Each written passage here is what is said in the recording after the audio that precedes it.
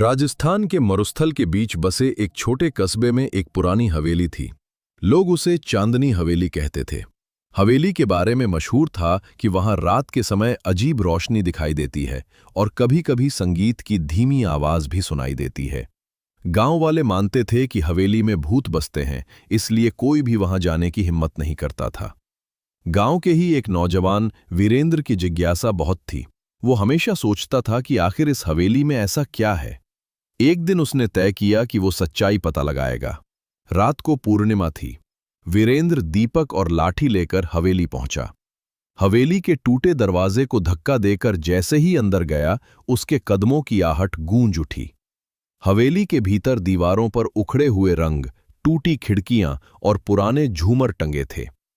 अचानक ऊपर की मंजिल से किसी के चलने की आवाज आई। वो साहस जुटाकर सीढ़ियों पर चढ़ा। ऊपर पहुंचते ही उसने देखा कि एक कमरे से हल्की रोशनी झिलमिला रही है। जब उसने दरवाजा खोला तो वहां कोई इंसान नहीं था, लेकिन कमरे के बीच में एक पुराना संदूक रखा था।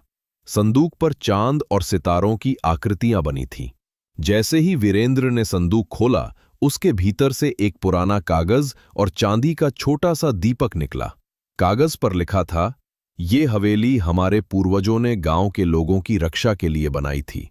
इस दीपक में शक्ति है जो अंधकार में भी प्रकाश फैलाता है, लेकिन ये शक्ति केवल उस व्यक्ति को मिलेगी जो डर पर जीत हासिल करे और दूसरों का भला सोचे। वीरेंद्र ने दीपक उठाया और जलाया। अचानक पूरा कमरा उजाले से भर गया। हवेली की दीवारों पर जो दरारें और अंधेरा था, सब गायब हो गया। ऐसा लगा मानो हवेली फिर से जीवित हो गई हो। अगले दिन जब वीरेंद्र ने ये दीपक गांव में लाकर चौपाल पर जलाया तो सब लोग आश्चर्यचकित रह गए। उस प्रकाश से लोगों के मन का डर खत्म हो गया और उन्होंने समझा कि हवेली में भूत नहीं बल्कि उनके पूर्वजों की अमानत छिपी थी।